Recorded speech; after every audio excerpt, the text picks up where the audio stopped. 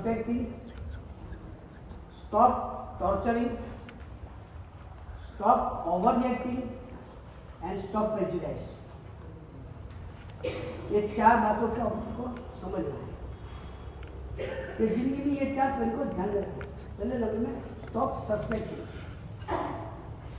जिनके साथ हम रहेंगे, जिनके साथ बच्चों का नाता, छोटी बड़ी घटनाओं में हमको उसके पर अविश्वास हो। जैसे तो चाणक्य ने कहा है, बृहस्पति रहो विश्वास हो। राजनीति में अगर किसी को आगे आना है तो किसी का भरोसा नहीं करना, किसी का भरोसा नहीं। वो लड़के ने पिताजी को कहा, पिताजी मुझे भी आपकी तरह नेता बनना है, आपकी तरह मुझे भी नेता बनना है, उसके लिए आप मुझे पाठ सिखलाइए। पिताजी का ठीक है, देखता हूँ, अभी तेरी उम्र नहीं है। नहीं पिताजी मैं सीखने देखता हूँ। एक बार पिताजी ने वो लड़के को सीधी रखकर कहा, ऊपर जो अपना पहन है आधा को उस पर जा, वहाँ गुड़ का डब्बा है, निकल कर चला। वो ऊपर चढ़ा, डब्बा पापा को दिया, पापा ने सीधी साइड पर कर लिया। अरे पापा सीधी क्यों साइड पर, मुझे रिश्वत करना बाकी है। अरे तू क्यों चिंता करता है, मैं तेरा बाप खड़ा डायरेक्ट कर, मैं तेरे को कैच कर दूँ। लेकिन पापा कम से कम 7-8 फुट है, गिर जाऊंगा तो मुझे लगेगा। अरे तू चिंता क्यों करता है, मेरा बाप मैं था, मुझे चिंता क्यों करता है। नहीं पापा डर लग रहा है। अरे कौन देख रहा, जब लगाए पापा ने केस करने के, पापा तो विवेकानंद की मुद्रा में खड़े रहे। धार करके लड़का नीचे गिरा, थोड़ा सा लगा, पापा को कहा, पापा गिरने से मुझे इतना दुख नहीं हुआ है, आपने मेरे साथ विश्वासघात किया, उसका बहुत बड़ा दुख मुझे हो रहा है। तो पापा ने कहा, राजकरण का ये पहला लेसन, नेता बनना है तो सगे बाप का विश्वास नहीं करना। ये राजकरण, ये राजकरण है। लेकिन पॉलिटिक्स की जगह पर सुखता है। घर परिवार की जब बातें है तब पॉलिटिक्स नहीं सकता है। तब तो हमको एक दूसरे पर एक विश्वास होना चाहिए। दोनों बाजू की बात है। मेरा एक भी व्यवहार ऐसा नहीं होना चाहिए कि दूसरे को मेरे पर अविश्वास पैदा हो जाए, क्या करता होगा क्या नहीं। मैं तो आपको कहता हूँ, आपके परिवार के जितने सदस्य, सभी सदस्यों का मोबाइल, उसका पासवर्ड वगैरह सब दूसरे को पता होना ही चाहिए। क्यों मैं अविश्वास पैदा हो, ऐसा मैं क्यों करूं। पहले नंबर की बात है, मुझे मेरे पर किसी को वहम आ जाए, ऐसा मेरा व्यवहार नहीं होना चाहिए। मैं ही रात को अब जानबूझकर लेता हूं और फिर माता पिता वगैरह या पत्नी वगैरह पूछे, आए आप इतने लेट क्यों आए, कहाँ गए थे, क्यों शंका का स्थान बना, शंका का स्थान ही क्यों बनना। पहले नंबर में हमारी भूमिका ऐसी होनी चाहिए कि मेरी एक भी प्रवृत्ति, मेरी एक भी चेष्टा किसी के लिए शंका के दायरे में आने वाली नहीं होनी चाहिए। किसी के मन में नहीं होना चाहिए कि भाई ये इस तरह से क्यों व्यवहार कर रहा है, इस तरह से उसकी चेष्टा क्यों रही है, इस भूमिका में वो क्यों जाता है। भूतकाल की कथा है, भगवान महावीर स्वामी के काल की। सैनिक महाराजा परमात्मा महावीर स्वामी का अनन्य गति का भक्त। उसकी 2 विशेषता थी। एक विशेषता थी, परमात्मा के शासन में कोई भी बात को लेकर शंका नहीं करनी, श्रद्धा ही रखनी है। कितना भी गलत दिखाई दे तो भी शंका नहीं करनी। परीक्षा हुई, इंद्र ने प्रशंसा किया, देव परीक्षा करने आया। एक साधु भगवान हाथ में मछली की जाल, मछली पकड़ने की जाल लेकर साधु का वेश होगा सही, और मछली की जाल लेकर जा रहे तो पूछा सैनिक ने, ये क्या कर रहा है। तो मैं अकेला थोड़ा कर रहा हूँ, 14,000 सभी साधु ऐसे करते, गुप्त रूप से सब मछली पकड़ते, मैं अकेला थोड़ा पकड़ता हूँ। एक तो देखा भी ऐसा, और जिसका बारे में देखा उसने बोला भी ऐसा कि हम सब ऐसा करते हैं, सब करते। भाई तेरी नजर में मैं अकेला पड़ गया हूँ, बाकी सब करते। तो अविश्वास आने की संभावना है। लेकिन वहां सैनिक मजबूत, आप मौनी कर्म होने के कारण ही गलत कार्य कर रहे हो, लेकिन आप मेरे भगवान महावीर स्वामी के 14,000 साधु के बारे में ऐसा बोलते, मुझे बिल्कुल मंजूर नहीं। मेरे भगवान के सभी साधु बहुत अच्छे, पवित्र है, गीतार्थ है, संविघ्न है। अविश्वास नहीं किया। उसी वक्त दूसरी घटना हुई, सावित्री जी भगवान का वेश, एक बच्चा हाथ में लिया है, एक बच्चा अंगुली पर है और पेट खुला हुआ है। अरे सावित्री जी भगवान, आप इस भूमिका में घूम रहे हो, अच्छा नहीं लग रहा है। आपके मोहनीय कर्म के कारण आप भले गिरे हैं, लेकिन आप वापस में इसी तरह शहर में घूमते हो। सावित्री जी भगवान का वेश अच्छा नहीं लग रहा है। आओ मेरे में आपको ले जाता हूँ, आपकी पूरी डिलीवरी कराने की जिम्मेवारी मेरी, किसी को पता नहीं चलेगा, लेकिन आप शहर में मत घूमो। तब सावित्री ने कहा, मैं अकेली थोड़ी हूँ, वो चंदनमाला की 36,000 साथी सब ऐसी है, सब ऐसी है। सैनिक सावित्री जी भगवान, आपकी पूरी व्यवस्था मैं करूंगा, लेकिन आप मेरे भगवान की, मेरे चंदनमाला की 36,000 शादियों पर इस तरह से कलंक लगा के मुझे बिल्कुल मानिए नहीं। हमारी सभी शादी पवित्र ही है। ये सैनिक महाराज की सबसे पहली भूमिका ये थी कि शासन के कोई भी क्षेत्र में किसी भी बात में शंका नहीं करनी, कि प्रयास नहीं करना। और वही सैनिक एक दूसरी भूमिका उनसे बराबर विपरीत, अति प्रियतम पत्नी पर भी विश्वास नहीं रखना। ये देखो, दुनिया से बिल्कुल नहीं, शासन के कोई क्षेत्रों में शंका नहीं करने की। मेरे प्रभु के शासन के तत्व भी बराबर है, संग भी बराबर है, साधु साध्वी भी बराबर है। मेरे शासन की, मेरे प्रभु के शासन की हर चीज बराबर है। वहां कोई शंका का स्थान नहीं, दिखाई दिया गलत तो भी शंका नहीं करने की। और भगवान महावीर स्वामी को वर्णन करके वापस आ रहे थे। महामहीने की सीजन, भयंकर ठंड की सीजन। एक साधु भगवान को नगर की सीमा पर ही कौशक धाम में खड़ी हुई दिखा। दोनों ने उनको वर्णन किया, पता चल गया ये कोई विशिष्ट पति के साथ पूरी रात इसी तरह से कौशक करने वाले। दोनों के मन में उसी वक्त ये हो गया, ठंडी तो बहुत पड़ रही है और ये साधु भगवान ने कोई ज्यादा कपड़े में कुछ पहने नहीं, पूरी रात इसी तरह से कौशक करेंगे। धन्य साधु भगवान को खूब वर्णन करके वापस गए। महल में पहुंचे, महल में अपने कक्ष में दोनों सोए हुए हैं। कड़ाक की ठंडी पड़ी और चलना का हाथ बूंद बूंद में अपने जो रग था उससे थोड़ा सा बाहर गया। जो ठंडी थी, एक झटका लगा ठंडी का, हाथ तो वापस अंदर ले लिया। देखता है उसी वक्त वो साधु महाराज जा रहे। अरे महल में, नगर के अंदर, महल में भी कक्ष में, कक्ष के अंदर रग बैठे तो भी इतनी ठंडी, एक छोटी सी एक क्षण भर की ठंडी और मैं इतनी चमका जाती हो। वो साधु भगवान बाहर खुले में, ऐसे कोई कपड़े वगैरह नहीं, और पूरी रात ठंडी सहन करी थी। उनका क्या होगा, मुंह में से निकल गया, उनका क्या होगा, बस इतना ही। और सैनिक की भी नींद थोड़ी कम हुई थी। सैनिक ने सुना उनका क्या हुआ होगा, बस इतना ही सुना। वर्षों से चेलना का परिचय है, वर्षों से चेलना का परिचय है, वर्षों से पता है कि चेलना महासती है। आज तक चेलना की एक भी चेष्टा ऐसी नहीं हुई थी कि जिनके सतीत्व के बारे में शंका पैदा हो जाए। एक भी बार ऐसा नहीं बना था। ये पहली बार ऐसी घटना बनी है कि चेलना ने आधी नींद में इतना बोले, उनका क्या होता होगा, बस इतना बोल लिया है। इतने मात्र से सैनिक को इतनी भयंकर गति की शंका हो गई। ये चेलना नींद में भी कोई किसी को याद करती है, उनका क्या हुआ होगा यानी क्या, उनको दूसरे पुरुष के साथ लगी हुई है, तो मेरे साथ जो कि उसकी शादी का विडंबना है, ये क्या समझ उसके मन में। एक बार शंका प्रवेश हो गई और कहा जाता है प्रेम का बीज जल्दी उगता नहीं है, प्रेम का बीज जल्दी उगता नहीं है, और वहम का बीज उगकर सीधा ही प्रेम बन जाता है। वहम पर से प्रेम पर आना, from to suspect to love, यहां तक पहुंचना ये 1 जनवरी से 31 दिसंबर तक पहुंचने जैसा है। और प्रेम से वहम पर पहुंचना 31 दिसंबर से 1 जनवरी तक पहुंचने का है। तो में फर्क क्या है?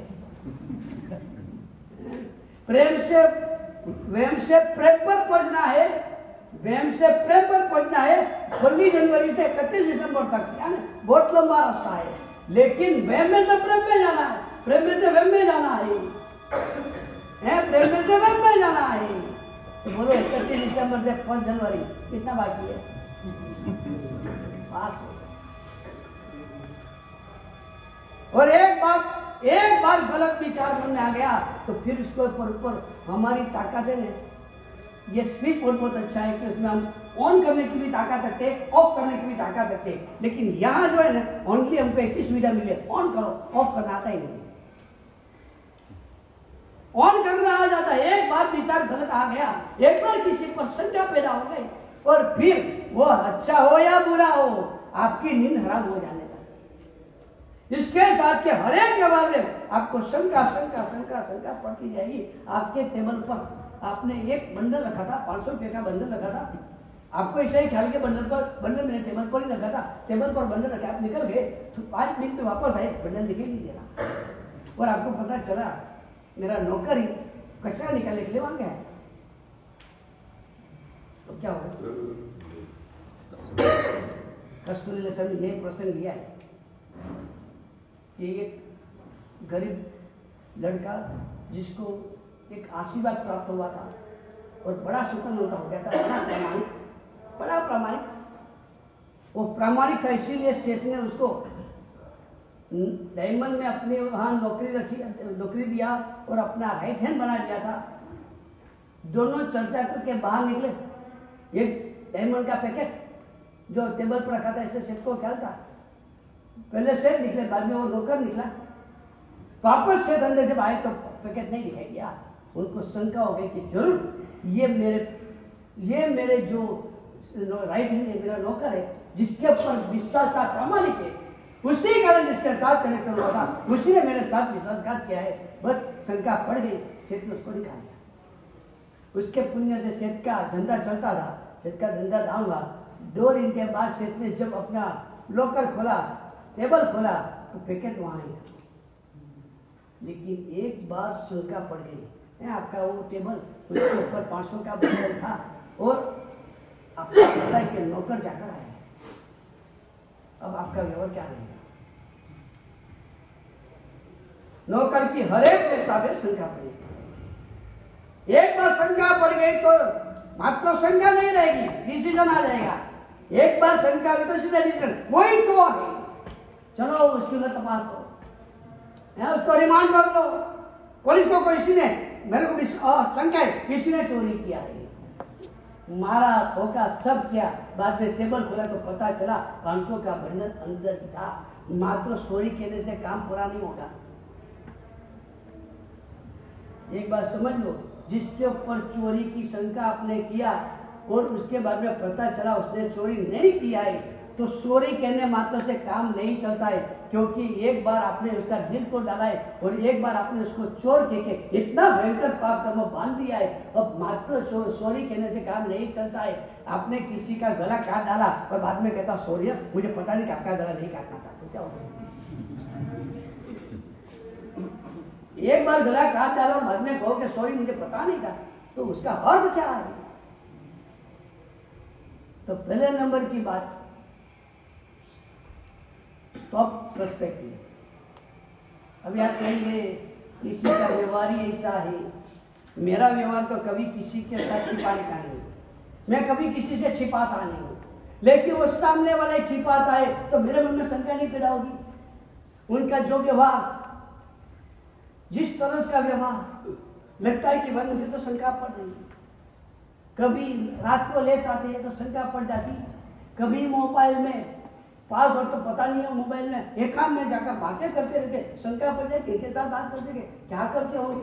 कभी मुंह में से बात आती है, शंका पड़ जाए क्या खा कर पी के आए होंगे, शंका पड़ जाती है गुरुगन, और फिर क्या करना पड़ जाती है शंका। ऐसी छोटी बड़ी घटनाओं को लेकर बार बार शंका पड़ जाती है। आजकल के लड़के के बारे में तो भरोसा ही नहीं लगा जाता है। 20 साल में हम रह गए और बाद में उन्होंने बराबर अवसर पड़ी धड़ाका किया, कोई भरोसा नहीं रहता है। शादी की तैयारी हो गई, गाड़ी बुकिंग हो गई, पत्रिका छप गई, गहने जो शादी वगैरह जो भी खरीदना था सब खरीदी हो गई, सारे स्वजन घर पे आ गए, शादी का प्रसंग की धमाल चलने वाली है, बस अभी हमारे जमाई राज की जान आने वाली है, कल जान आएगी और शादी हो जाएगी, ये हुआ है। और रात को शाम को लड़की नहीं भाग जाती। ऐसी घटना हुई, एक बार में बार बार सुनने को। महाराज आप क्या करें बोलो, शंका नहीं रखनी, शंका नहीं रखनी। मैं आपको कह रहा हो सकती है शंका पड़ सकती है, नहीं पड़ेगी शादी। और हमारा दिमाग जल्दी प्रेम करने की जगह जल्दी बहन करता है, वो तो है, उसमें कोई सवाल ही नहीं। उसका उपाय क्या है? उसका उपाय यही है कि जो बात को लेकर शंका पड़ती है उस व्यक्ति को उस बात के लेकर पूछ लेते, भाई मुझे आपका ये व्यवहार, इस प्रकार के व्यवहार से आपके प्रति मुझे विश्वास नहीं हो रहा है, आपके प्रति शंका पड़ रही है। अब दो बात होगी, अगर उसका दिल साफ है तो आपको सही बताएंगे कि भाई ऐसा कुछ नहीं है या ऐसा कुछ है, दो में से या तो ऐसा कुछ है या तो ऐसा कुछ नहीं है। अब ऐसी बात पूरी हो गई, पिक्चर क्लियर हो गया, बिल्कुल पिक्चर क्लियर हो गया। और या तो फिर ऐसा हो सकता है कि वो आपके साथ चीटिंग करेगा, चीटिंग करेगा क्योंकि उसको छिपाया। आपने पूछ लिया, शंका नहीं रखी, आपने पूछ लिया, उसने आपके साथ चीटिंग किया। अब पहले नंबर में तो प्रॉब्लम नहीं है, प्रॉब्लम दूसरे नंबर में। आपने शंका थी, पूछ लिया, उसने आपके साथ चीटिंग किया, आप विश्वास में लगे और उसने धमाल कर दिया, तो क्या करना? मेरे भगवान कहते तो फिर क्या करना? मेरे भगवान कहते एक व्यक्ति पर विश्वास रखना सबसे बड़ी कमाई है। उसने गड़बड़ किया, वो उसकी भविष्यता है, उसकी भविष्यता है। आपने विश्वास रखा, आपका काम हो गया। दो मित्र आमने सामने बैठे थे, चौथे माल की उनकी ऑफिस थी। एक मित्र दूसरे मित्र को मिलने आया है, उसी में एक फटा कपड़ा, पुराना कपड़ा लगाया है और कहते सेठ मैं 3 दिन से भूखा हूँ, 3 दिन से भूखा हूँ, मुझे कुछ खाना पीना मिला नहीं, प्लीज मुझे कुछ दीजिए। उसने 100 रुपया दे दिया, बड़ा करके 100 रुपया दे दिया। वो खुशी होता होता धा धर के नीचे चला गया। वो सामने जो मित्र बैठा था उसको ये पसंद नहीं था, वो समझता था ये सब भिखारी वगैरह जितना बढ़ गए, वो भिखारी है ही नहीं, वो हमारे साथ चीटिंग करता है, उनको कुछ काम नहीं करना है, लेसी आदमी है, वो काम कुछ नहीं करना है और इसी तरह मांगते फिरते रहना है और उनके जितने पाप लोग करते रहते, इन लोगों को जरा भी पोषण नहीं देना चाहिए, ऐसा फोकस करते रहना चाहिए। वो दूसरा ऐसा मान रहा था, तो उसने वो शिवन सेठ को अपने मित्र को कहा, अरे तू इतना पूछे बिना तलाश के बिना ऐसा 100 रुपया लीजिए, 100 रुपये मुफ्त करता है, जहाँ पेट पर उठता है। तलाश तो करनी थी, कैसा था कैसा नहीं। छोड़ने भाई 100 रुपये के लिए तू इतनी दिमाग खोरी क्यों करता है? अपने पास कुछ कम थोड़ा है, 100 रुपया गया तो भी क्या है, फालतू में कितना जाता है, छोड़। लेकिन वो छोड़ने के लिए क्या, वो छोड़ने के लिए तैयार नहीं था, वो बस ये पकड़ के चला था। उसी में वो खिड़की पर गया देखने के लिए, तो खिड़की से उसने देखा वही भिखारी रेस्टोरेंट क्लोज करके सामने वाली फुटपाथ पर 3-4 भिखारी जैसे अपने बैठे थे, वहां जाकर बैठ गया। बराबर ध्यान से देखा तो उसके बाद पत्ता खेल रही है और पत्ता में जुआ खेल रही है, पत्ता में जुआ खेल रहे हैं। हाँ वो इधर शिवन सेठ को कहा, क्यों? अरे देख देख, तूने जिसको 100 रुपया दिया ना खाने के लिए, 3 दिन का भूखा था इसके लिए, जरा देख वो आदमी क्या कर रहा है, वो आदमी जो कैसा जुआ खेला तू देख। शिवन देखा मुझे नहीं आया, मैं मेरे 100 रुपये के लिए मनुष्य के ऊपर का विश्वास गंवाने के लिए तैयार नहीं। मात्र 100 रुपये के लिए मैं मेरे मनुष्य के प्रति शंका पैदा करना नहीं चाहता हूँ। 100 रुपये में उसने जो किया क्या, मैंने जुआ खेलने के लिए नहीं लिया है, उसका पेट खाली है, भूखा है, वो बोल रहा है, तो मेरे दिल में दया उत्पन्न हुई, मेरी मर्जी के लिए, मेरे अंदर दया, उसके लिए मैंने दिया। अब मुझे इसके बारे में देखना नहीं 100 रुपये का उसने क्या। तो बात ये है कि पहले नंबर की बात शंका रखने के लिए,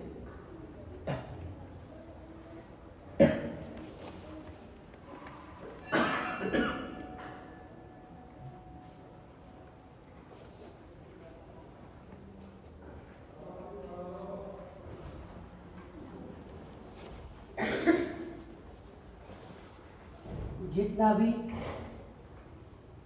खूना मर्की का इतिहास है, खून खराबा का इतिहास इतना भी है, सबका बीज है। पहले शंका, उसके बाद गलत निर्णय और उसके बाद युद्ध। ये जगत भर के तमाम इतिहासों का बीज है। और first world war, second world war हो, कोई भी हो, अभी जो चल रहा है यूक्रेन और रशिया, रशिया को शंका है ये यूक्रेन नाटो के देशों के साथ कनेक्शन जोड़ेगा तो हमारा रशिया डाउन हो जाएगा। जो उनकी शंका थी वो यूक्रेन के प्रमुख ने, जेलेंस्की ने, वो रिस्पॉन्स का बराबर जवाब नहीं दिया। और आज कितने दिन हो गए? मोर देन 100 डेज युद्ध चालू। दो व्यक्तियों की शंका का नतीजा पूरा यूक्रेन, पूरा रशिया और पूरे दुनिया में। वो भूतकाल का इतिहास जैन हिस्ट्री भी यही बोलता है कि रामायण का सर्जन कैसे हुआ। रामायण का सर्जन कैसे हुआ तो एक छोटी सी शंका ने रामायण का सर्जन किया है। आप इमेजिनेशन नहीं कर सकते हो। दशरथ राजा ने स्नात्र महोत्सव किया। स्नात्र महोत्सव पूरा होने के बाद अपनी तीनों रानियों को स्नात्र जल दशरथ राजा ने अपने नौकरों के साथ भेजा।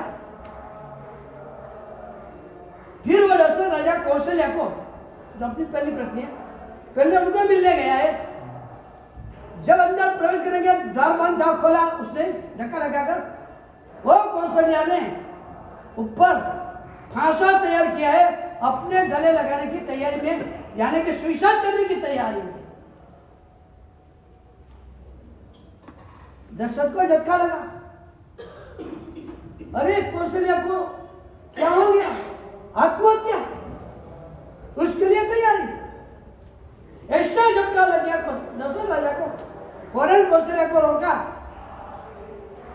बिठाया, पूछा क्या हुआ, किसने आपका अपमान कर दिया, कौन सी ऐसी झटका लगने वाली घटना हुई, आपको शीशा तक पहुंचना पड़े, क्या हुआ वो बोलो तो सही। पहले तो कौशल्या ने बोला ही नहीं। बहुत आग्रह हुआ, तब कौशल्या ने कहा आपको मेरे पर प्रेम ही नहीं है। एक स्त्री को अपने पति पर भरोसा होता है कि पति मुझे चाहता है, दुनिया नहीं चाहेगी तो भी चलेगी, कम से कम मेरा पति तो मुझे चाहता है। पूरी जिंदगी एक पति के सहारे एक पत्नी पूरी जिंदगी बिता सकती है, और वही पति जब विश्वास पत्र नहीं लेता है, जब उसी पति के बारे में शंका बढ़ जाती है कि वो पति मेरा नहीं रहा, तो स्त्री को जीने का कोई अधिकार नहीं है, जीने का कोई आजाद भी नहीं है, मर जाती नहीं। तो पूछा दशरथ ने, भाई ऐसा क्या हुआ? मैं आपका पति हूं बराबर है, और मेरे आधार से आप जी रहे हो बराबर, चलो मानो, लेकिन आपको शंका ऐसा पड़ा कि मैं आपका नहीं रहा हूं, उसके पीछे कोई कारण वजह? तो कौशल्या ने कहा, मुझे पता चला है सुमित्रा को और कैकेयी को आपने नवन जल भेजा, मुझे ही नहीं भेजा। बात कितनी छोटी लगती है, बात कितनी छोटी लगती है, लेकिन कोई बात छोटी नहीं है। दिमाग में गई हुई कोई भी बात छोटी नहीं है। एक बात समझ लो, जब तक दिमाग में नहीं गई है तब तक बड़ी बड़ी बात भी छोटी है, और दिमाग में गई हो कोई भी बात छोटी ही नहीं है, वो छोटी बात भी बड़ी हो जाती है। मात्र नवन जल नहीं मिला तो दशरथ ने पूछा, इतने मात्र से? तो क्या दोनों को दिया, मेरे को नहीं दिया, यानी दोनों को याद किया आपने, मुझे ही याद नहीं किया। तो मैंने यही सोचा, जो पति को अपनी पहली प्रथम पत्नी भी याद नहीं आती है, वो पति के हृदय में प्रेम नहीं है, और जब पति के हृदय में प्रेम ही नहीं है तो जीने का अर्थ क्या है? तो जीने का अर्थ ही क्या है? बस आत्महत्या करने के लिए तैयार हो गई। उसी वक्त एक वृद्ध पुरुष नवन जल लेकर आया। दशरथ ने कहा कौशल्या को, देख पूछ उसको, ए भाई चूल्हे को सबसे पहले नवन जल तेरे को दिया था, कौशल्या को लेने के? तो हाँ। तू इतना लेट क्यों पड़ा? कितनी बड़ी गड़बड़ हो गई, कितनी बड़ी गड़बड़ी, तू लेट क्यों पड़ा? कौशल्या को तो संतोष हो गया कि भेजा था, और सोच ले तो लेट क्यों पड़ा? राजन, आप मेरे शरीर को देखो, वर्षों से आपकी सेवा कर रहा हूँ, आज बुढ़ापा में भी सेवा कर रहा हूँ। दूसरे जो थे वो जवान थे, जल्दी पहुंच गए, आपने भले मुझे पहले लिया था, मैं कूदा हूँ। यहाँ तक पहुंचते पहुंचते 2 बार तो मुझे श्वास करना पड़ा, थोड़ा आराम करना पड़ा, तब जाकर मैं पहुंचा हूँ। तो मेरे पहुंचने में देर हो गई। कौशल्या को तो संतोष हो गया, दशरथ के दिल में आग लगी। घटना इतनी छोटी हुई, कौशल्या को शंका पड़ी और सुसाइड तक पहुंच गई। दशरथ के दिल में 2 आंखें, पहले नंबर की आंख ये लगी, मैं कितना भी विश्वास करूं, फिर भी संसारियों का, स्वजनों का नाता रिश्ता इतना डेलिकेट है, इतना डेलिकेट है, कोई भी छोटी सी बात को लेकर बुरा नहीं होता है, शंका पड़ जाती है। मेरे साथ ऐसा क्यों, भाई भी उन्होंने मेरे साथ ऐसा व्यवहार, सबके साथ ऐसा व्यवहार, मेरे साथ ऐसा व्यवहार, बुरा नहीं लगता है। जितना स्वजन निकट होता है, इतना नाता डेलिकेट होता है, इतना डेलिकेट। सबको अपने घर जा जाकर पत्रिका दिया था और हमको कुरियर में भेज दिया। ये बुरा किसको लगता है? ये बुरा किसको लगता है? सच बोलो। आपको, आपने सबको घर घर जाकर पत्रिका दिया और हमको सीधा कुरियर में भेजा। ये बुरा किसको लगता है? दूर के नाते के स्वजन को या निकट के स्वजन को? एक जोक आता है कि अभी कोई शादी हुई, उसमें मात्र 25 व्यक्ति आए, 25 व्यक्ति कोई बुलाया था। एक बड़ी शादी हुई होगी तो छगन भगन को कहता है, अरे उसने अपने पूरी शादी में 25 को ही बुलाया, हमारा प्रॉब्लम तो ये है कि हमारी शादी के प्रसंग में 25 आदमी को तो बुरा लग जाता है, तुमने क्यों नहीं बुलाया? उनको समझाना भी पूरा हो जाता है। और इसीलिए हमारे सिद्ध चक्र का पूजन भी क्यों ना हो, वो सिद्ध चक्र पूजन परमात्मा का पूजन नहीं रहता है, वो स्वजन का पूजन हो जाता है। इसी कारण व्यक्ति को पता है कि मैंने स्वजनों का आमंत्रण दिया है, अगर वो पूजन में आया तो उनको रिसीव भी करना पड़ेगा, हाँ, उसको मान भी देना पड़ेगा, मंदिर जी में भी मान देना पड़ेगा, उसके सामने देखना पड़ेगा, स्माइल करना पड़ेगा, ये सब करना पड़ेगा। अगर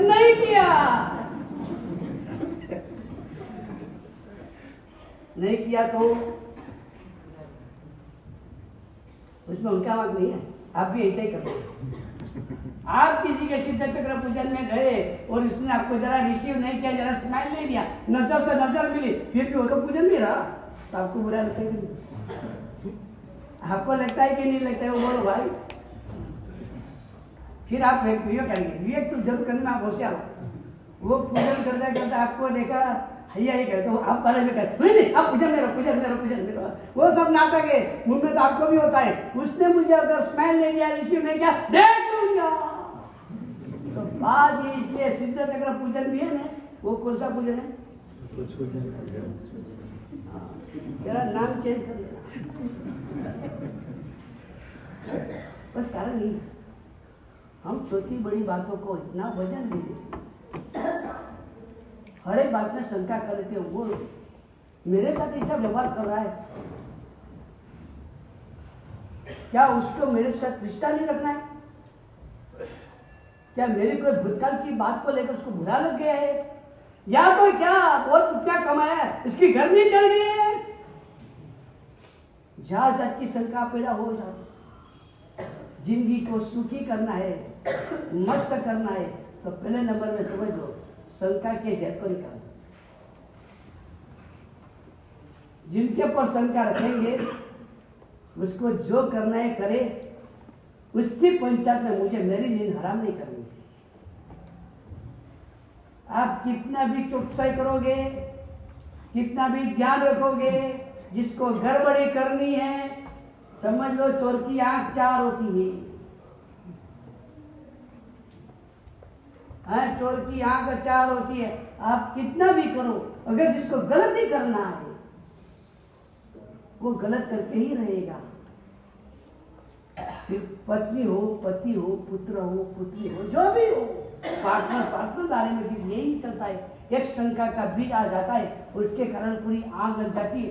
वो पंचतंत्र की कथा है, पंचतंत्र की, कि राजकुमार का एक फालतू आदमी के साथ बहुत मैत्री हो गई, जो बिल्कुल हल्की क्वालिटी का आदमी था, उसके साथ राजकुमार की इतनी जबरदस्त होती की मैत्री हो गई, यू कांट ब्रेक इट, उसको तोड़ नहीं सकते।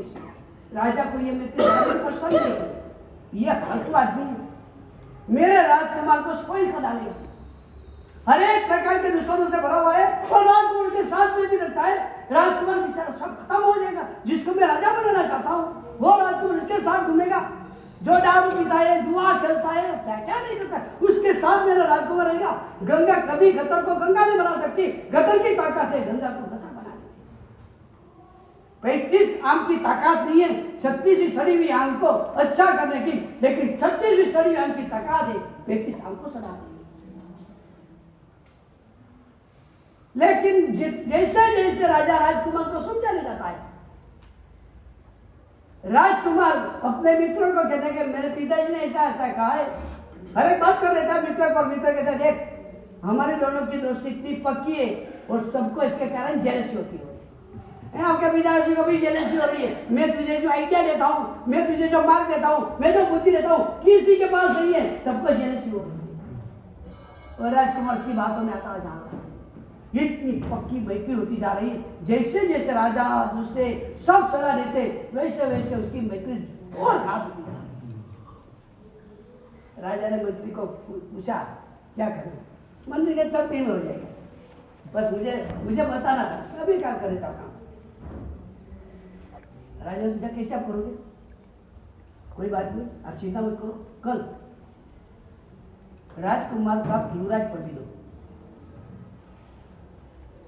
उसका फंक्शन करो। अरे युवराज पढ़ अभी तो मैं कहता आप करो, युवराज पढ़ रखो, उसका फंक्शन करो, फंक्शन में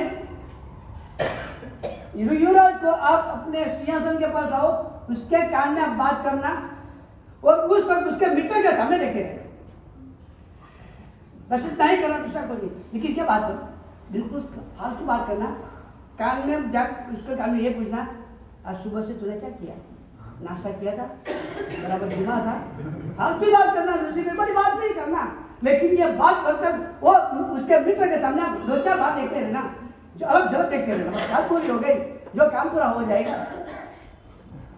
राजा ने वही किया, दूसरे दिन फंक्शन रखा, युवराज पढ़ भी दिया, पढ़ भी देने के बाद देता इधर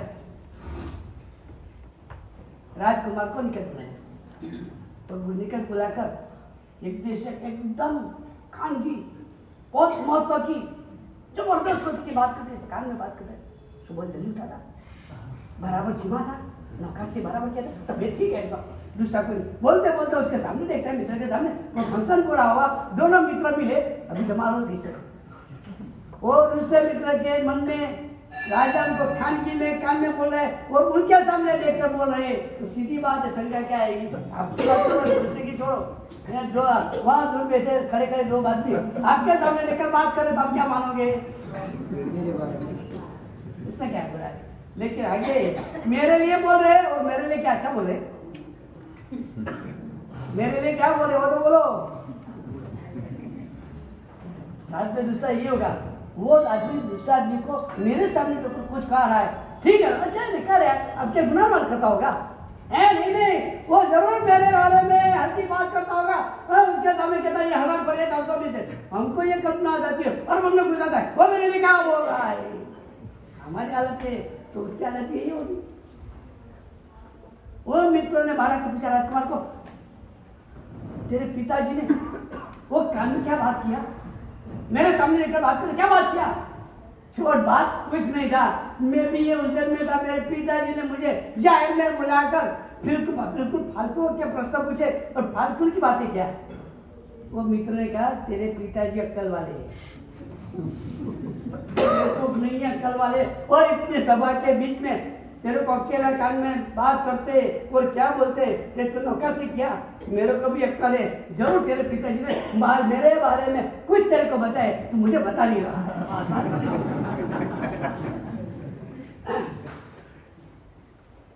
बात ये प्रेम का औषध, प्रेम का अमृत किसी के दिल में डालना बहुत मुश्किल है, शंका का जहर डालना बहुत आसान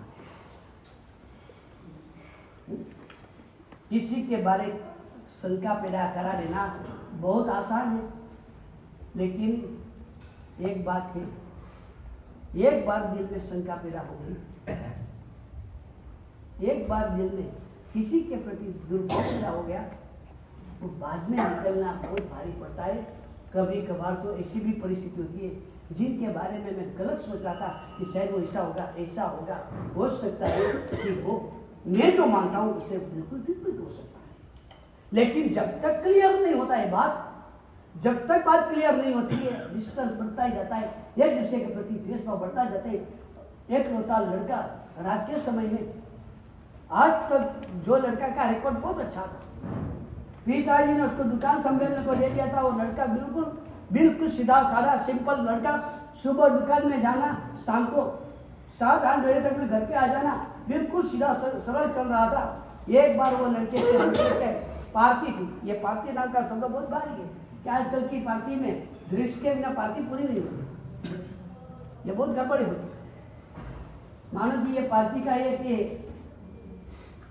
विधान है, पार्टी का विधान है कि पार्टी है तो इसमें दृष्टि होना ही चाहिए। ये जो आजकल चल रहा है वो जैनों में भी चल रहा है, हर जगह पर चल रहा है।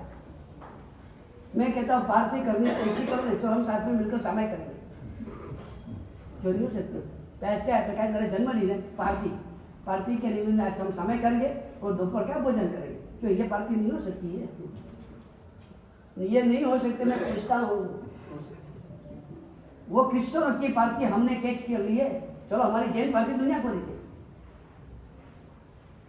कि भाई मेरा जन्मदिन है, मेरे जन्मदिन के निमित्त में मैंने समय करके हम सब साथ में समय करेंगे, और समय के बाद मेरा जन्मदिन है, हम सब मेरे घर में मस्त भोजन बनाए, मेरी मम्मी ने, मेरे परिवार ने अच्छा भोजन बनाए, सबको साथ मिलकर भोजन करेंगे, ये पार्टी हो गई, ये पार्टी हो गई। लेकिन नहीं, मजा नहीं आएगा साहेब, मित्रों में मजा नहीं आएगा। सबसे बड़ा प्रॉब्लम मेरा हो जाता है, मित्र कहेंगे ऐसी कोई पार्टी थोड़ी होती, ऐसी कोई थोड़ी पार्टी होती। यह पार्टी तब होती है जब चियास, बस वही हुआ। और आज तक सीधा साधा लड़का, मित्र ने सख्त आग्रह करके उसको पार्टी में लाया। ठीक है, मित्र की पार्टी है, जन्मदिन की बर्थडे की पार्टी है, ठीक है चलो गया। अब सारे मित्र पी रहे हैं, उसको भी आकर के तेरे को भी पीना। वो कहता मैंने जिंदगी में सिगरेट भी नहीं पिया है, तो शराब की बात क्या करो, मैं नहीं पीऊंगा। अरे तो हर बार नहीं पीता चलेगा, आज तो पीना ही पड़ेगा। उसने कहा नहीं मैं नहीं पीता हूं, पीऊंगा भी नहीं, मुझे पसंद ही नहीं है, ये ड्रिंक मुझे बिल्कुल पसंद नहीं है, मुझे चाहिए ही नहीं। लेकिन 4 मित्र ने नहीं यार तो पीना ही पड़ेगा। मेहनत किसकी करते, आग्रह किसका कर रही। भगवान ने तो कहा ऐसे मित्रों के साथ एक क्षण भी रहना नहीं चाहिए। पत्नी के साथ नहीं बनता है तो आदमी खड़ा करके छूटा-छूटा तलाक की बात कर सकता है। तो मैं कहता हूं ये मित्रों के साथ एक क्षण हम तलाक क्यों नहीं लेते। जो पत्नी के साथ नहीं बनता है तो आदमी खड़ा करके बस भी हमको नहीं चाहिए, एक दूसरे से अलग हो जाते। जिंदगी भर का जो मामला है हम उसमें खड़ा करके निर्णय कर लेते। जिन्होंने हमारी जिंदगी बिगाड़ी है ऐसे मित्रों के साथ एक खड़ा के क्यों कनेक्शन नहीं तोड़ डालती। भाई तेरे साथ नहीं हुआ था। अपने बंगाल का एक अश्विनी कुमार करके एक बड़ा जबरदस्त कोटि का व्यक्तित्व, जबरदस्त कोटि होता। उसके 3-4 फ्रेंड जब हॉस्टल में रहते, स्टडी करने के लिए हॉस्टल में रहते, तो उसके रूम में उनके 3-4 फ्रेंड, वो अभी आया नहीं था, तो 3-4 फ्रेंड बैठे हुए थे, उसकी राह देख रहे थे। और जब बैठे थे तो बातें करते करते हल्की बातें शुरू होती। जो बातों में सेक्स की बात होती है, ड्रिंक की बात होती है, फालतू बात, गाली गलौज भी होता है। उनके अश्विन कुमार जो बंगाल के सुंदर कोटि, उन्होंने ये सब बातें सुनी, अपने मित्रों की ये सारी बातें सुनी, तो उन्होंने तीनों को कहा कहता हूँ आप निकल जाओ यहाँ से, और आज के बाद मुझे आपके साथ कोई रिलेशन रखना नहीं है। ये मेरी रूम को मैं गंगा पानी से पवित्र करूंगा क्योंकि आपके शब्द यहाँ पर मुझे मेरी जिंदगी स्पॉइल नहीं। आपके साथ ऐसे मेरा नाता टूटे हो गया नहीं, हम तो मजाक में बात करते फालतू में से, तो जिनके मजाक में भी ऐसे शब्द निकलते उनके साथ मुझे कनेक्शन नहीं चाहिए। कल उठकर उनकी मजाक मेरे दिल में घुस गई, मेरा विचार बिगड़ गया तो मुझे नहीं चाहिए। जो वर्षों से फ्रेंड एक जाके फ्रेंडशिप तोड़ डाले, मैं तो आपको कहता हूँ ये ऐसे फ्रेंड रखने की जरूरत ही क्या है। और अगर आपको लगा मेरा फ्रेंड ऐसा है, कनेक्शन तोड़ डालो, उसमें क्या है। आप कितने कितने के कनेक्शन तोड़ डालते हैं। सगा लड़का बाप के साथ कनेक्शन तोड़ डालता है। टाइम्स ऑफ इंडिया में जाहिरात आई थी, 76 वर्ष के चला आदमी 76 वर्ष की बोला, उसने टाइम्स ऑफ इंडिया में एक नोटिस दिया, मेरा लड़का मेरा मानता नहीं है, आज से मेरे लड़के के साथ कोई कनेक्शन है। उसने मुझे मैंने उसको इतनी सारी संपत्ति दिया और आज मैं भाड़े के रूम में रह रहा हूँ, मेरा लड़का ऐसा है। वो पूरी जाहिरात, आज से मेरा लड़के के साथ कनेक्शन टूट गया है। 10 दिन के बाद, 5-10 दिन के बाद 49 साल का उसका लड़का, उसकी जाहिरात है वही टाइम्स ऑफ इंडिया में, वही पेज ऊपर कि मेरे पिताजी ये 2 बड़े कंपनी के सीईओ है। और सीईओ होता है तो उसके आप समझ लो कि उसकी भूमिका, उसका सैलरी वगैरह क्या होता है। मेरे पिताजी के ये फ्लैट है, ये जगह है, ये फ्लैट पूरा लिख दिया और कहते कि मेरे पिताजी ने मैंने इज्जत दे ली और मुझे ऐसा कह रहे, ये पिताजी के साथ मेरा कनेक्शन नहीं है। कनेक्शन तोड़ने में तो आप कितने होशियार, एक झटके में कनेक्शन तोड़ सकते हो, तो ऐसे मित्रों के साथ क्यों कनेक्शन नहीं तोड़ना। बात ये है, वो लड़के को इतना आग्रह किया मित्रों ने, तो 3-4 मित्रों ने उसको पकड़ के रखा और जिसकी पार्टी थी उसने उसका मुंह खोल के उसके अंदर डाल दिया विस्की रम, जो भी होगा वो जिंदगी में पिया गया, जिंदगी में पिया गया। और इसीलिए उसकी असर पहले हो गया, आंख थोड़ी लाल हो गई, नाक में से गंध भी ऐसी आने की शुरू हो गई। पार्टी पूरी हुई, घर पर पहुंचा, उसके मन में बहुत संकोच हो रहा है कि मैं पिताजी के सामने कैसे खड़े रहूंगा, कैसे खड़े रहूंगा। बेल बजाई, पिताजी ने द्वार खोला। पिताजी को टेंशन तो आ गया था कि रोज मेरा लड़का आंख बजाने वाला, 11 बज गया, इतना लेट क्यों। एक तो ये था, और उसमें लड़के की आंख देखी, मन में शंका पड़ गई, मेरा लड़का पिता है। दोनों की नजर मिली, दोनों ने एक दूसरे को कुछ पूछा ही नहीं। पिता ने पूछा नहीं, लड़के ने खुलासा किया नहीं। दूसरे दिन से पिता और पुत्र के बीच में दूरी बढ़ती गई। दोनों की एक ही भूमिका है। पिताजी कहते हैं, अगर मेरे लड़के ने आज तक नहीं पिया है, कल पहली बार पिया है, तो मुझे खुलासा क्यों नहीं किया कि पापा मैं नहीं पीता हूँ, ये सब मुझे पिलाया है। लड़का कहता है कि पिताजी मुझे पूछे नहीं तो मैं सामने से बताने जाऊंगा तो पिताजी बड़ा विश्वास करेंगे, पिताजी पूछे तो मैं बता दूंगा। लड़का कहता है कि पिता पूछे तो बताने के लिए तैयार हूँ। पिता सोचता है अगर लड़के ने गड़बड़ नहीं किया, मुझे बताने में क्या डर, सामने से बता देना चाहिए।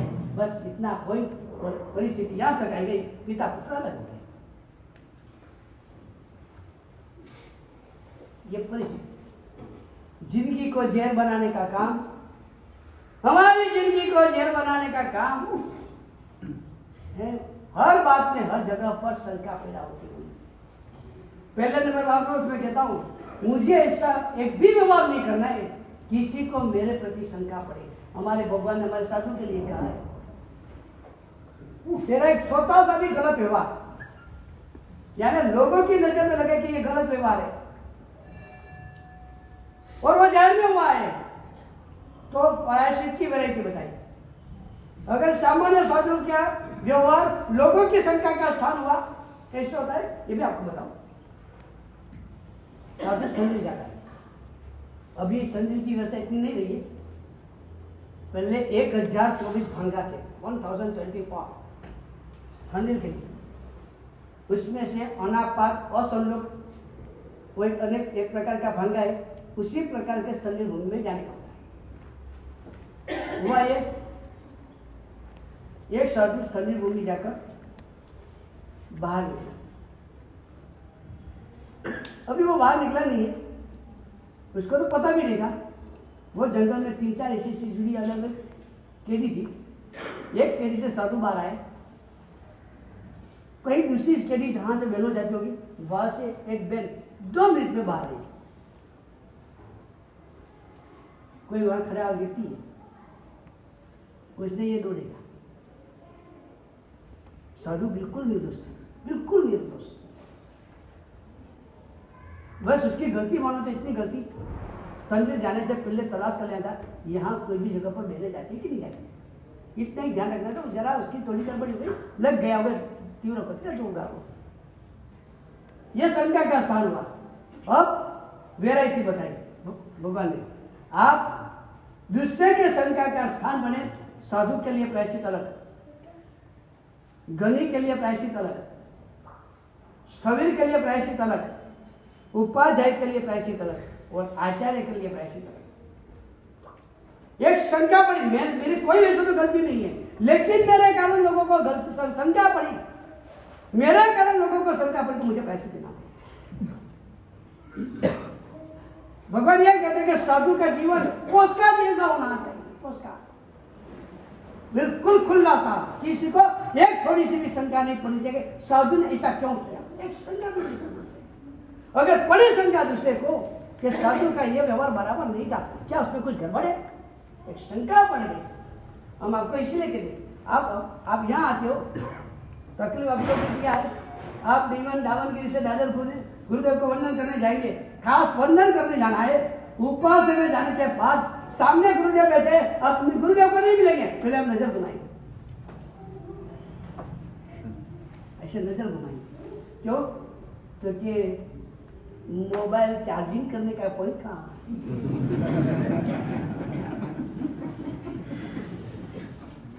अगर मेरी बात गलत करो तो क्षमा करो, सच बोलो, सही बात है कि गलत है?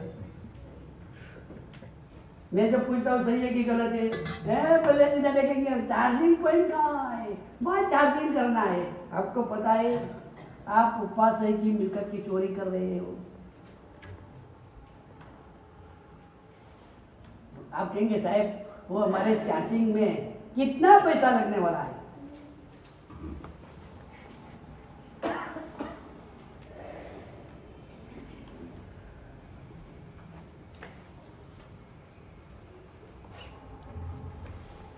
मोबाइल को 20 पॉइंट पर से 100% तक चार्जिंग कराना है तो टोटल इलेक्ट्रिसिटी कितनी जाती है? 1 यूनिट भी जाती है? नहीं जाती है। मेरे से वो 15 पैसे का मामला है हमारे पास। बात 15 पैसे का नहीं है, बात मैंने पूछे बिना, आज्ञा लिए बिना मैंने चार्जिंग किया, वो 10-15 पैसे भी मैंने चोरी किया, और आज चोरी का बीज कल वृक्ष बनने वाला है।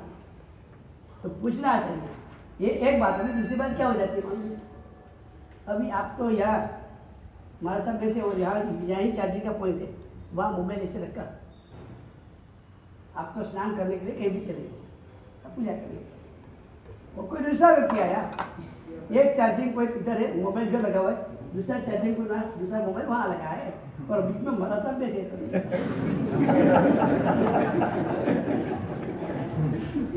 अब बोलो, और उसी में किसी का फोन आया। अभी तो आप लोग बहुत अच्छे, कभी का तो आपका ट्यून बहुत अच्छा रहता है, जय जय घर हो गिरना, नहीं कभी कभी तो ऐसा होता है, मेरे सपनों की रानी कब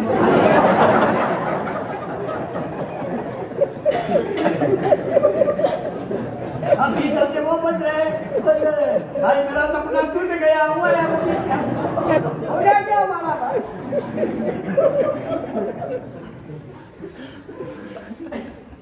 आपको पता नहीं है कि आप किस तरह से मोबाइल रखते हो।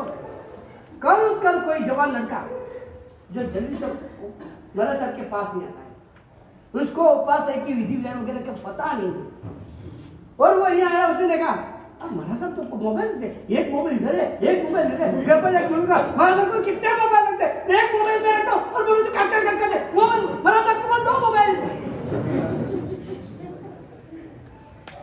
बात ये है, आपको भी विवेक इसलिए रखना पड़ता है कि भाई आपका व्यवहार हमारे लिए किसी को शंका का स्थान नहीं बनना चाहिए। तो हमारे लिए भगवान ने हमारे लिए जो कहा है, तेरा व्यवहार ऐसा होना चाहिए, तेरे व्यवहार को लेकर किसी को अंगली ऐसा करना, ऐसा व्यवहार क्यों? बस मैं आपको भी कहता हूँ, पहले नंबर की भूमिका हमारी ऐसी होनी चाहिए, मुझे किसी के शंका का स्थान नहीं बनना। आज मैं किसी की शंका का स्थान बनूंगा, कल मेरा दिमाग ऐसा हो जाएगा, मुझे हर जगह पर शंका पड़ेगी, इसमें ये गड़बड़, इसमें ये गड़बड़, इसमें ये गड़बड़, कोई डिसीजन नहीं ले सकूंगा। तो पहले नंबर की भूमिका ये बना ली कि मुझे किसी को शंका का स्थान नहीं बनना है, और दूसरे नंबर की भूमिका ये बने, मुझे किसी के ऊपर शंका नहीं करनी। अगर मुझे शंका पैदा होगी तो पूछ लेना है, हो सकता है कि पूछने से बात क्लियर हो जाए। एक सोसाइटी में नया कपल आया, अभी नया जवान कपल था, लगता था कि शादी किए हुए 2-3 साल से ज्यादा नहीं हुआ होगा। वो कपल लेना आया, अभी सोसाइटी भारत देश की थी, अमेरिका की नहीं। अमेरिका में तो बाजू में कौन होता है वो भी पता नहीं चलता, और भारत में सारी की सारी हिस्ट्री निकल जाती है, वो दोनों कौन है, कहां से आए, क्या था क्या नहीं था, ये पूरी हिस्ट्री निकाल देते। क्योंकि कितनी पार्टी किसके लिए होती है? सारी बहनें एकत्र ऑर्डर करेंगे क्या, और कितनी पार्टी में समय थोड़ी करेंगे। बस वही हुआ, सोसाइटी की सारी बहनें निगरानी रख रहे हैं, क्या कर रहे हैं दोनों। और दोनों पूरी सोसाइटी की बहनों ने देखा, वो जो युवती है वो सुबह 9:30 बजे से सर्विस करने चली जाती है, शाम को 6:30-7 बजे आती है, और घर में अकेला पुरुष रहता है। और वो पुरुष भी आंख पर गोगल लगाकर खिड़की के पास खड़ा रहता है, और आती जाती जितनी स्त्री उनके सामने स्माइल करता रहता है। कुछ घर में काम नहीं कर रहा है। सुबह घर की रसोई भी वो युवती बनाती है, सर्विस भी वो करती है, शाम को घर पर वापस आने के बाद रसोई करने के लिए वही लग जाती है। पूरे दिन वो मजदूरी करता है, उसका पति कुछ नहीं कर रहा है, मात्र गोगल चढ़ाकर सबके सामने हंसता रहता है, कुर्सी पर बैठा रहता है, मस्ती कर रहा है। 1 दिन, 2 दिन, 5 दिन, सबके लिए विषय हॉट टॉपिक बन गया। ये कपल कैसा है, एक तो किसी को मिलता भी नहीं है, हमारे साथ ज्वाइन भी नहीं हो रहे, और हम देख रहे बेचारी वो युवती अपने पति के लिए, अपने घर के लिए कितनी मजदूरी कर रही है, और उसका पति कुछ नहीं करता है, बस खिड़की के पास आकर गोगल लगाकर ऐसा जाने जाने वाली स्त्रियों के सामने हंसता रहता है, बिल्कुल लफंगा है। ऐसी बहनों में बातें चलने की शुरू हुई, और ये शंका को निश्चय बना दिया, मसाला डालते गए, वो ऐसा है वैसा है, वो कहते मैंने तो सुना था वो दूसरी सोसाइटी में भी ऐसा व्यवहार किया था, दोनों को निकाल दिया, इसलिए यहाँ आए, और यहाँ भी इनका व्यवहार ऐसा है, धमाधमी। और सोसाइटी की बहनों में इतनी धमा चौकड़ी मच गई, सभी ने सोचा कि अभी हमको भी ये कपल को नोटिस चाहिए, यहाँ से नहीं चाहिए। लेकिन नोटिस देने से पहले एक बार वो युवती को मिलने, बेचारी कितनी मजदूरी करती है, अकेली पड़ गई है, अकेली पड़ गई, कोई साथ देने वाले भी नहीं है, बेचारी मजदूरी करती है, उसको पता भी नहीं होगा कि तुम्हारा पति कितना लफंगा है। चलो उनके पास जाएंगे, वो लड़की को कोई स्टोरी बताएंगे और कह देंगे तू हिम्मत रख, हम तेरे साथ हैं, अगर तुझे डाइवोर्स लेना तो हम सारी व्यवस्था कर देंगे। दुनिया में वो आप लोगों का काम है। वो तत्काल सूत्र में 5वें अध्याय में बताया है, संघात भेड़े भी उत्पन्न देंगे, वो पुड़गल में सतत चलता है, जोड़ना और तोड़ना, जोड़ना और तोड़ना, जोड़ना और तोड़ना। और आप ये पुड़गल के लिए आपका भी यही चलता है, किसी का चौथा बिता देते हो और किसी का तोड़ने का काम भी करते हैं। हमारा काम मजदूर का है, हमारा काम मजदूर का है, इंजीनियर का काम सर्जन का है, मजदूर का काम तोड़ने का है। हम कौन, हम किसकी भूमिका है? वो सबने बस बराबर ये जमाया, और एक बार जब शाम को वो युवती सर्विस करके आई है, घर में रसोई बना रही है, तब 5 बहनें गई, उसका आपका नहीं पता, आपके लिए चाय बना, नहीं रहने दो, आप कुछ करोगे, हम आपके साथ पर्सनल बात करना चाहते हैं। पति तो दूसरी रूम में था, वो पूछा क्या पर्सनल बात कर रहे हैं, आप दिखाई नहीं दे रहे हो सोसाइटी पे, मुझे आना था लेकिन पूरा दिन इतना काम रहता है, सुबह से रात तक इतना काम रहता है, तो मैं आपको मिलने नहीं आता, व्यक्ति सोसाइटी में आई हूँ, आप जैसी बहनों है तो मुझे आपको मिलना ही चाहिए, आपके साथ फ्रेंडशिप करने के टाइम मिलता है, बस ये पॉइंट पकड़ क्या, हाँ हम भी देख रहे हैं आप पूरा दिन कितनी मजदूरी करते हो और आपका पति कुछ नहीं करता, आपको बुरा नहीं लगता। एक ना कहा, वो सुनकर चुप रही, खामोश रही, तब दूसरी ने धड़ाका कर लिया, आपको पता है क्या, आप कितने सीधे हो, सुबह से रात तक घर के लिए मजदूरी करते हो, आपका पति कैसा आपको पता है, कहते कैसा है, अरे छोड़ो आपका पति लगभग 420 है, आप घर से निकल जाते हो, बाद में खिड़की के पास खड़े थे चश्मा चलाकर, और फिर जितनी भी लड़कियां जाती है, जितनी भी सबके सामने हंसता रहता है, ये उसका धंधा है, वो इसलिए हम आपके पास आए कि आपके पति को सुधारो, नहीं तो घटाओ, आप जरूर निकल जाओ, या तो फिर आप रहे, ये आपका पति, हम जवान स्त्रियां, जवान लड़की उनके सामने हंसता रहता है, गोगल चलाकर, समझ जाएगा आपके मन में, आपको उसको कहना चाहिए। और स्त्री ने कहा आप चिंता मत, कल से हम पर्दा लगा देंगे, आप किसी के सामने वो खड़ा नहीं रहेगा, वो प्रॉब्लम का सॉल्व कर, लेकिन आप उसको समझाओ, आप इनके लिए मर रहे हो और सभी के सामने वो चश्मा लगा के गोगल लगा कर देख रहा है, अच्छा नहीं लग रहा है। तब उसने कहा वेरी सॉरी, मेरा पति अंध हो चुका है, उसको दो आंखों से एक भी आंख में दिखते नहीं है, और उसने गोगल्स लगाकर ऐसा खड़ा रहता है, उसको पता भी नहीं है सामने से कौन आता है कौन जाता है, वो अपने अंदर का डर को मिटाने के लिए हंसता है, क्योंकि उसको बड़ा डर है कि मैं अंधा हो गया और मेरी पत्नी पर भालू बन गया। जब पूछा गया तब पता चला कि वे हम उसके पर शंका कर रहे थे, उसकी स्टोरी तो कुछ और थी। तो बात ही पहले नंबर में स्टॉप, किसके लिए, डोंट सस्पेक्ट, हमको दूसरे की जिंदगी को बाग बगीचा बनाना है, सेकंड नंबर की बात है।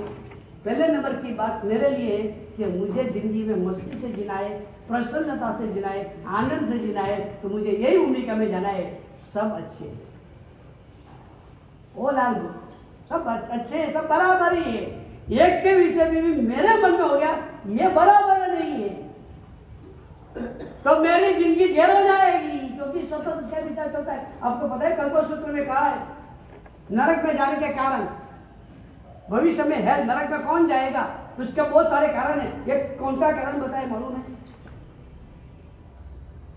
कौन बताएगा? पिछले साल गुरुदेव का चौमासा था, कल्पसूत्र का पहला ही प्रवचन मैं आपको बता दूं, चौथे दिन का पहला ही प्रवचन, वो पहले प्रवचन में बात आती है कौन सी गति से आया है, कौन सी गति में जाने वाला, देव मनुष्य तिर्यक और नरक, चारों गति के लिए बताया है। आपने शायद सुना होगा तो मैं भूल गए, मैं तो आपको धन्यवाद देता हूँ, क्या भूल जाते रहे तो हमको वही की वही बात रिपीट करने में कोई प्रॉब्लम नहीं आता।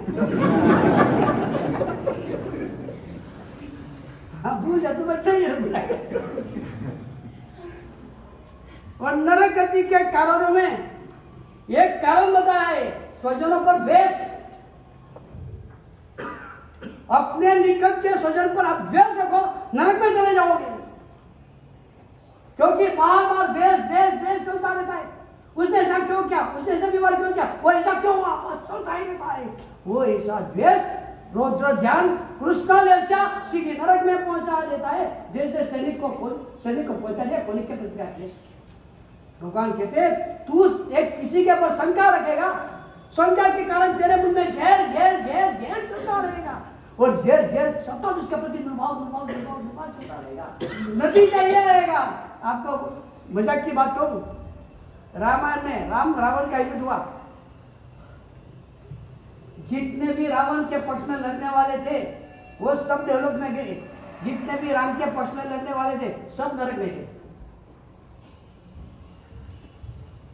मैं सोच समझ कर बोल रहा हूं, मैं सोच समझ, रावण के पक्ष में जितने लड़ने वाले थे राक्षस सब स्वर्ग में गए, और राम के पक्ष में से जितने लड़ने वाले थे सब नरक में गए। कारण क्या?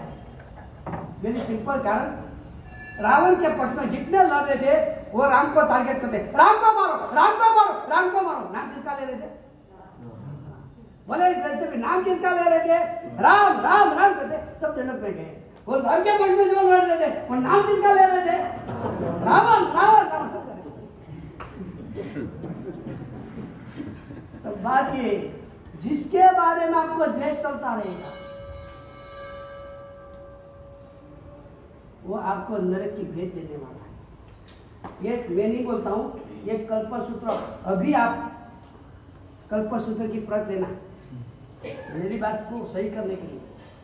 वैसे हमने रखी होगी कल्पसूत्र, उसमें कल्पसूत्र का पहला प्रवचन, तो पहला प्रवचन में 4 गति के कारणों की बात आती है, कहां से आया और कहां जाएगा। उसमें नरक में से आया और नरक में जाने वाले के लिए जो कारण दिया है उसमें एक कारण बताया गया, स्वजन द्वेष। तो मैं आपको कहता हूं, आप किसी के पर शंका करो, फिर आपके मन में जहर पैदा हो जाए, बार बार उसके बारे में शंका पैदा होती है, वो ऐसा क्यों करते हैं, वो ऐसा ही करते हैं, जरूर उससे कुछ गड़बड़ किया, जरूर से वो करता, सतत उसके बारे में द्वेष रिपीटेशन होता रहे। उनके प्रति जो प्रेम होना चाहिए वो तो खत्म हो गया, द्वेष की धुन चलती रही। At the end of life मरते भी वही याद आएगा, साले ने ऐसा क्यों किया, आपकी दुर्गति हो जाए। इसलिए सबसे पहले नंबर की बात, स्टॉप सस्पेक्टिंग। किसी के पर वहम करने से बचो। नुकसान जो भी होगा, शायद विश्वास करने से, प्रेम करने से जो भी नुकसान होगा वो बाहर का होगा, अंदर आनंद मिलेगा। वहम रखने से, शंका करने से जो भी फायदा होगा बाहर का होगा, दिमाग हमारा बिगड़ जाएगा। अभी आपके पास 2 चीज है, आपके पास 2 चॉइस रहेगी। मैंने प्रेम रखा, मैंने भरोसा रखा, मैंने विश्वास रखा और उसने मेरे साथ चीटिंग किया, नुकसान हो सकता है। लेकिन दिल प्रेम रखने से, उसके प्रति विश्वास रखने से शांत प्रशांत आनंद रहा। और दूसरा विकल्प है, मैंने उसके ऊपर शंका रखी, उसके ऊपर प्रेम रखा, उसके ऊपर चौकी रखी और इसके कारण मैं बच गया, नुकसान होने लगा, उसमें से मैं बच गया, बाहर से मैं बच गया, अंदर मेरा मन सतत वहम में, द्वेष में, दुर्भाव में रहा। आपके पास 2 विकल्प है, मुझे अंदर से प्रेम रखकर बाहर का नुकसान सहन करना है या बाहर के नुकसान को बचाने के लिए अंदर जहर पैदा करना है। विकल्प हमारे पास खड़ा है बाजी हमारे पास। ये आप नीचे जाओगे, ये चौकी पे नीचे जाओगे, आपके पास 2 विकल्प रहेगा। आपके जो रास्ता है, आपके पास 2 विकल्प है, राइट में जाओ या तो लेफ्ट में जाओ। यहाँ से नीचे उतरोगे, आपके पास 2 विकल्प रहने वाला है, या तो राइट में जाओ या तो लेफ्ट में जाओ। जिंदगी में हर मोड़ पर आपके पास 2 विकल्प रहेगा, राइट में जाना तय हमको निर्णय हमको करना है।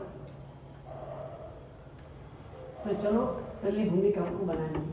मेरे भगवान ने कहा, चाणक्य तो होगा में 2 फर्क इतना ही है। चाणक्य कहता है किसी पर विश्वास नहीं करो, जो व्यवहार तू दुश्मन के साथ कर रहा है वो व्यवहार तू मित्र के साथ करना। ये चाणक्य की बात करो। तू दुश्मन को जो बात नहीं बता रहा है वो बात तू मित्रों को भी मत बताना। क्यों? वाई? क्योंकि आज का मित्र का दुश्मन होता है। ये चाणक्य का कहना है। मेरे भगवान दूसरा कहता है, तू जो व्यवहार मित्र के साथ करता है वो व्यवहार तू दुश्मन के साथ करना है। क्यों? आज का दुश्मन कल मित्र बन सकता है। अभी हमको हूं टू फॉलो, हमको किसको अनुसरण करना। वैसे तो बड़े होशियार है, हम तो वैसे बहुत होशियार है। जिसको फॉलो करते उसको दिल में रखते, जिसकी पूजा करते उसको मन में रखते। ये हमारा सीधा रास्ता है। क्या बोल रहा हूं? जिसको फॉलो कर रहे पार्श्वनाथ भगवान 2 4 है, बराबर। सुपार्श्वनाथ भगवान के बाजू में 2 पार्श्वनाथ और आमने सामने भी 2 पार्श्वनाथ। कितने हुए? 4। वो चारों पार्श्वनाथ भगवान की पूजा करते, पार्श्वनाथ भगवान की पूजा करते, लेकिन वी आर फॉलोइंग कमांड। पूजा पार्श्वनाथ भगवान की करेंगे, अनुसरण कमल का करेंगे। पार्श्वनाथ कहता है भवो वो मेरे मारने वाले कमल के प्रति भी मैं प्रेम में रखूंगा, प्रेम में वृद्धि करता जाऊंगा। ये पार्श्वनाथ भगवान कहता है। और कवि कहते हैं टेक रिवेंज। जिसने मेरे साथ गलत प्यार किया है, भले उसके पीछे कारण भी क्यों ना हो, लेकिन जिसने मेरे साथ गलत प्यार किया भव उसका हिसाब चुकते करूंगा। कमल कहता है द्वेष को, वेद को छोड़ना नहीं। और पार्श्वनाथ कहता है कोई कितना भी व्यवहार करे प्रेमी रखना। बोलो हम किसको फॉलो करेंगे? पार्श्वनाथ भगवान की पूजा करेंगे। और मन में तो पड़ा है वो छगन है, उसने मुझे डब्बा में उतारा है, अवसर आने दे, आई विल सी हिम, इसको देखूंगा। हम तो मानते जो कोई उसने मुझे दिया है वो कोई बड़ा करके उसको वापस देना है। हम पार्श्वनाथ भगवान की पूजा करते हैं और बाद में बोलो कमल का अनुसरण करते हैं। हम महावीर स्वामी भगवान की पूजा करते हैं और चंद्र कोशी के रास्ते चलते हैं। भगवान महावीर स्वामी कहते चंद्र कोशी कितना भी तंग करे, उपसम भाव में रहना और बाद में प्रेम से कहना बुझ चंद्र कोशिया, जरा भी आंख में भी जेर नहीं, जीभ में भी जेर नहीं, हृदय में भी जेर नहीं, मात्र प्रेम प्रेम। मेरे भगवान कहते कि तू चंद्र कौशिक जैसा व्यवहार करने वाले के साथ में भी प्रेम प्रेम प्रेम रखना। और चंद्र कौशिक कहता है मेरे साम्राज्य में कोई आया भी सही सारे को जला के खा दूं। चंद्र कौशिक कहता है छोड़ना नहीं, कोई थोड़ी भी गड़बड़ करे हाँ जल्दी उसका सीधा हिसाब पूरा करना। चंद्र कौशिक कहता है छोड़ना नहीं, हिसाब पूरा करना, भले क्रोध आ जाए लेकिन उसको तो सीधा करना ही चाहिए। चंद्र कौशिक कहता है, भगवान कहता है प्रेम रखना है। बोलो हम भगवान महावीर स्वामी की पूजा करते हैं, बोलो किसको कर रहे हैं?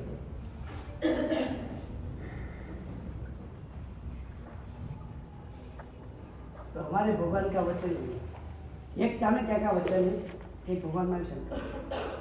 भगवान महावीर स्वामी कहते छोटी जिंदगी है, अगर तेरे साथ ये व्यक्ति ने ऐसा व्यवहार किया है तो भी भगवान कहते छोड़ बात, तेरे पूर्व के कर्म ऐसे हैं, पूर्व के भव में तूने उसके साथ किसी प्रकार का शंका भरा व्यवहार किया था और उसके पर आक्षेप किया था कि तूने ऐसा किया ऐसा किया, इसका जवाब ये भव में वो दे रहा है, हर बात में तेरे पर शंका करता है, तेरे साथ गलत व्यवहार करता है, तुझे दबाव में उतार है क्योंकि वो भूतकाल में तूने किया था, इसका हिसाब पूरा करता है। तो क्यों तू इसका मगज दिमाग में लेता है? छोटी जिंदगी, लंबा तो जीना है नहीं, है कोई 84 लाख करोड़ का आयुष्य